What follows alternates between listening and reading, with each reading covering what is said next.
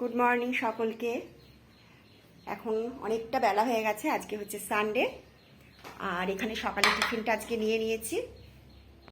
আজকে সকালে একটু পরোটাই করলাম, আর এখানে হালকা করে একটু প্রেসারে আলুর দম মতো করেছিলাম, আর এখানে ডিম সিদ্ধ আছে, আর এখানে একটু শশা কাটা আছে। এই হচ্ছে আজকে সকালের টিফিন। খাওয়া দাওয়াটা আগে করে নিই। আর আজকে রান্না বান্না করেছে মেয়ে বললো যে মা তুমি তাহলে অন্য কাজ করো, রবিবার যেহেতু তাই আজকে ও মাংসটা রান্না করেছে। পুরোটা দেখানো হয়নি তোমাদের, ঝোল যখন দিচ্ছে তখন মনে পড়ছিল। আর একটু তরমুজ কেটেছিলাম, সবাই মিলে বসে তরমুজটা খাওয়া দাওয়া করছিলাম। একটুখানি ফল কেটে নিয়েছিলাম, যে তরমুজটা আনছিলাম কলকাতা থেকে সেইটাই, অনেক বড় তরমুজ।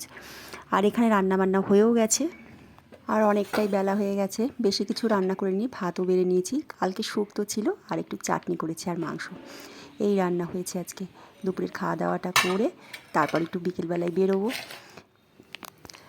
আর এখন হচ্ছে সন্ধেবেলায় তোমাদের দাদার সাথে একটুখানি বেরিয়েছিলাম বলতে সামনেই, তোমাদেরকে আগেও অনেকবার দেখিয়েছি, আমাদের সামনেই এখানে একটা হাই রোডের এখানে একটা চায়ের দোকান আছে, ভীষণ ভালো চা করে।